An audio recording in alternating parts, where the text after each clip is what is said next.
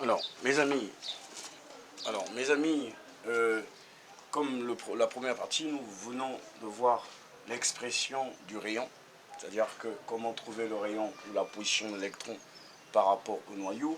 Et on a vu que cette position est quantifiée, c'est-à-dire que c'est en fonction de n, c'est-à-dire que quand vous avez le noyau, d'accord, l'électron est sur des niveaux d'énergie, sur des orbites, c'est l'approche de Bohr, et si vous voulez calculer le rayon, c'est en fonction de n. Donc si l'électron au niveau n1, vous remplacez 1 par 1, d'accord. Et après, ce qu'on est en train de faire, le modèle de Bohr, n'est pas seulement appliqué à l'atome d'hydrogène, mais c'est aussi appliqué aux hydrogénoïdes. Donc, en notre cas, vous trouvez la nature de l'hydrogénoïde, vous remplacez et vous trouverez la valeur de R. D'accord? Voilà.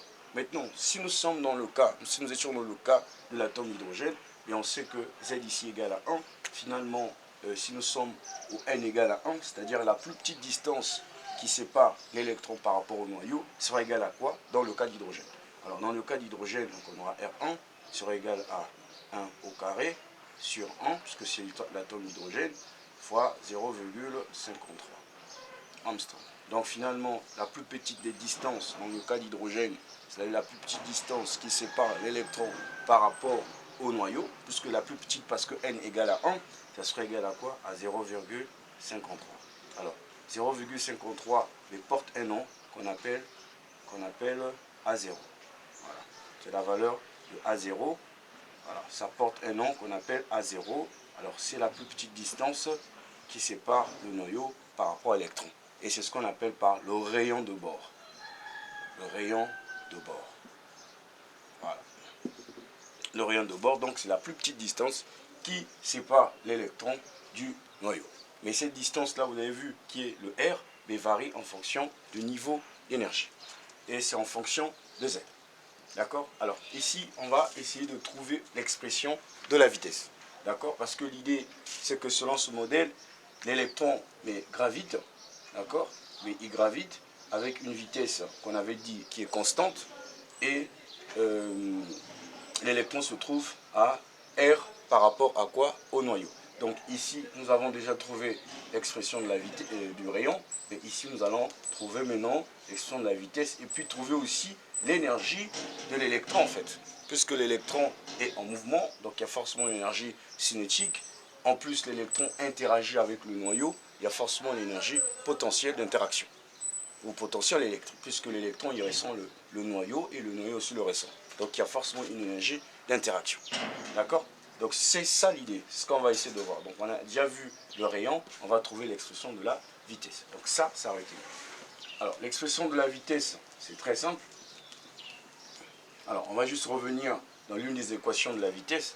Par exemple, le premier cas, nous avons la vitesse qui est égale à n fois h sur 4pi, d'accord, me fois le rayon. Alors, on va remplacer le rayon par son expression ici. Donc, on aura V sera égal à nh sur 4pi. Non, c'est 2pi, pardon, parce que là, on avait le niveau carré. Donc là, c'est 2pi, d'accord, parce que là, on enlève le carré. Donc, c'est 2pi, très bien, 2pi, me fois quoi? B fois n carré sur z fois A0. D'accord? Donc toute la valeur là, c'est ce qu'on appelle par A0. D'accord? Je vous ai montré, c'est la plus petite des distances qui peut exister entre l'électron et le noyau. D'accord? Après, ici on peut simplifier le n, ça va rester un n ici. Finalement, on aura V sera égal à, mais le n ici, il va être en bas, le z va monter. Donc z sur n fois toute cette valeur qui est une constante, h sur 2pi, d'accord, la masse de E, d'accord, fois quoi? Fois A0. Alors, le A0 ici, vous n'allez pas prendre ça en Armstrong, vous allez prendre ça en mètres. Donc, 5,3 fois 10 puissance mètres, quand vous allez calculer. Pourquoi? Parce que la vitesse doit s'exprimer en mètres par seconde. D'accord? Donc, finalement, quand vous calculez cette constante, puisque vous connaissez la valeur de H, vous connaissez la masse de E, vous connaissez aussi le rayon, le A0. Donc finalement, quand vous calculez, d'accord, vous allez avoir Z sur N fois 2,16 fois 10 puissance 6 mètres par seconde. Voilà l'expression de la vitesse. Alors, on voit aussi que la vitesse est toujours quantifiée puisque la vitesse est en fonction de n. Comme je vous ai dit que la quantification au niveau du moment cinétique proposé par Bohr entraîne la quantification sur d'autres rondeurs. Voilà, voilà l'expression de la vitesse. Donc, généralement, ce qu'on vous demande le jour de l'examen, c'est calculer donc la vitesse ou le rayon, d'accord, de l'électron qui se trouve par exemple à n données. Dans l'exercice, on vous propose la position de n. Donc, les deux formules à retenir, vous avez le rayon qui est égal à n carré sur z fois 0,53 Armstrong.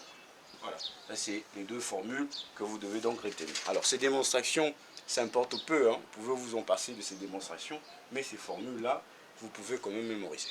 Alors, donc on se retrouve après pour discuter sur l'énergie de l'électron trouvée par les démonstrations, sa formule. Merci.